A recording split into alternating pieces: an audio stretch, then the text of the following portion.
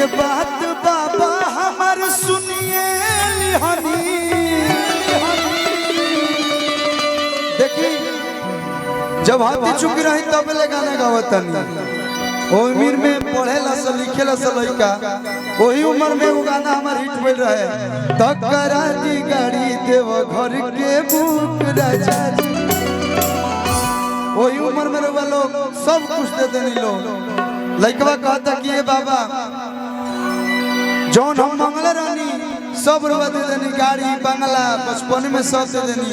देखी उम्र भर शादी ब्याह के तो माई बाबू के आशीर्वाद से शादियों ब्याह हो गई तो लइकवा बाबा कहता बाबा हो। देखिए आदमी के दुख में ही ना भगवान के पास जाए के चाहिए, भगवान के पास दुख में नहीं सुख में भी जाना चाहिए। और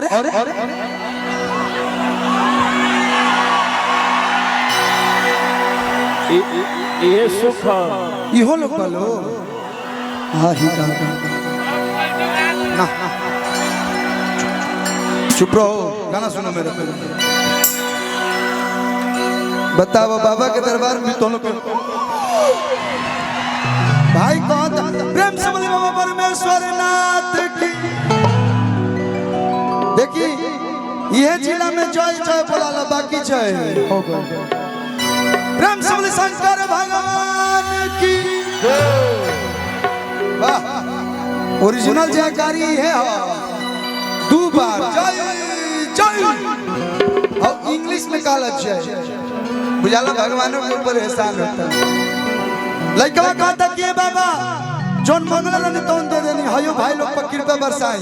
गाना सुनिए भाव। अरे दिल के बात बाबा हमार सुनिए हनी। अरे परी जसन चुनिए दिहनी ता जुड़ाई लहिया हो भैया हो ए बाबा हो राजा हो ए बाबा हो ए बाबा हो ए बाबा हो ए बाबा हो ए तोरे जरूरत में हरिया खूब सूरत बिया ए राजा हो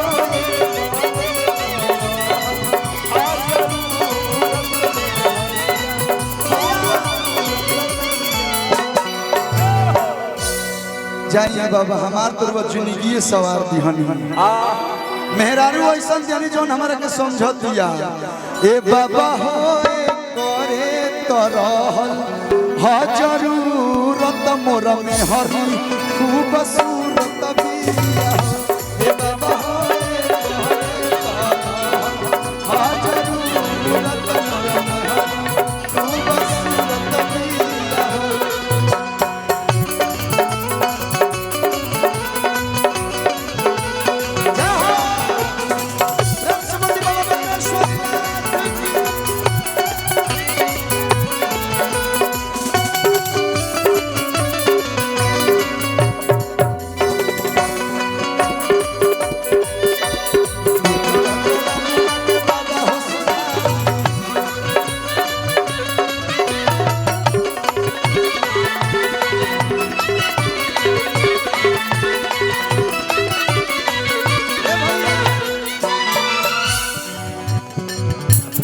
जैसन सोचले रहनी जैसन सोचले रहनी ऐसन धनिया मोर कि हमरो ले गोर बाड़ी हो। देखिए हमारा के तो ठीक मिल गई तो कहता लइका बाबा हो इराउरे कृपा हो कि करे जा मोर करे जाओ से ढेर माने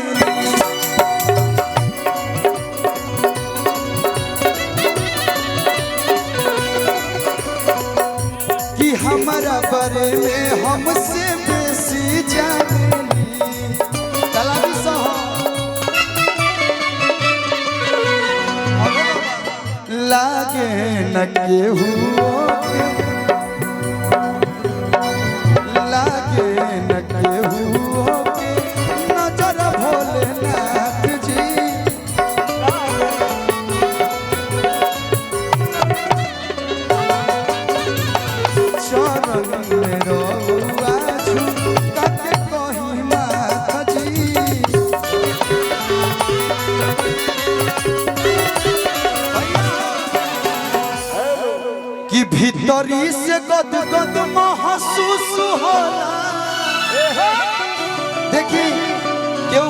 कहेला केहू बउआ कहेला, लेकिन जब मेहरारू कहल कि ये पिया जी हेने आई ना,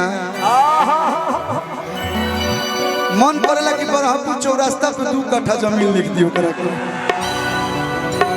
अरे भीतरी से गद गद महसूस होला, अरे दिल हमर खुश होला, जब कहस पिया हो,